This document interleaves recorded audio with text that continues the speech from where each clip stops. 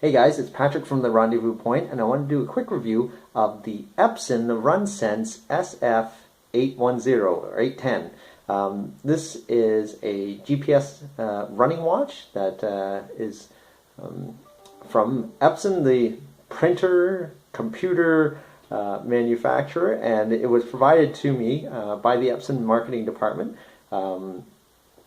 for review, and I've been really actually quite happy with this watch, despite some of the other reviews that I've read online, even from some of my friends. But I also had a number of friends who praised it and said you really have to try out this running watch, which I was happy to do because my Garmin 305 really was giving up the ghost. It wasn't tracking GPS data very well anymore. The battery life was shot, and I did replace the battery, in fact, and it still didn't seem to have as much juice as I had expected it to. So I was happy to get my hands on a new running watch. A couple of features that I really like about this watch. First, the construction's actually quite good. I wasn't sure, again, based on some of the other things that I'd read online, how this would feel, but I mean, the band is your standard kind of watch band. It's actually, it feels quite solid. It comes with a pretty solid docking mechanism so that you can provide or use to upload data.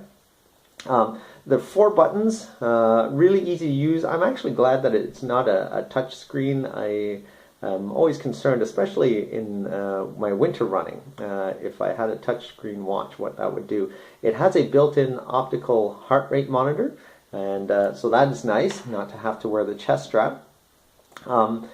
It finds satellites very quickly, so that's great. I used to have to sit around for sometimes like a minute and a half, 2 minutes, even longer, for my other 305 to pick up satellites. This will pick up satellites sometimes in as few as 10 to 15 seconds, but most of the time it's less than 30 seconds, and I've got satellites, which means that I'm ready to roll. It tracks a lot of different metrics, everything from stride rate to stride length, to heart rate, of course, distance, laps. It's kind of got a neat inverted, I don't know if you can see that, but inverted screen so you can make it a dark background, light lettering. You can actually flip it as well to light lettering, dark lettering, light background. You can see the heart rate monitor is on. The readout is actually quite easy to follow. You can again configure it so that it's got multiple fields, so 2, 3. I think you can get 4 fields. I think 4 fields gets kind of small, so it's a little harder to read. So I'll tell you, it's again really a great device for what it's designed for, which is to track your running.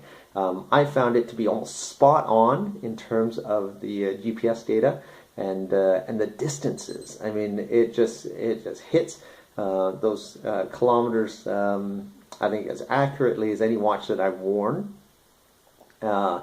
One of the things that I am not crazy about is that it does have a lap counter, so you can set for auto lap, which I have every kilometer. But there's also a lap button, so you can trigger a new lap. The thing is that it doesn't reset or override the auto lap, so it just continues counting. So if I hit the lap button at, say, 4.8 kilometers, and I'm hoping to do a 500 meter interval, it will still lap at 5K. And so my interval is now split from 200 meters to 300 meters into the next kilometer. So that is something that I wish the software would update. The heart rate tracking, jury's still out of that. I'm not sure that it's entirely accurate. I've had heart rate readings up as high as 211, which and it wasn't during a hard workout, so I'm not sure that I should be sitting here providing this review if my heart rate was busting up that high. And it does cut out at times, so you can have intermittent heart rate readouts. So I'm not sure whether that's me. I'm not wearing it tight enough, although if it was any tighter, I think I would actually be constricting the blood around my wrist. I do like the fact that you can stop a workout and then start a new one while in sort of one sitting.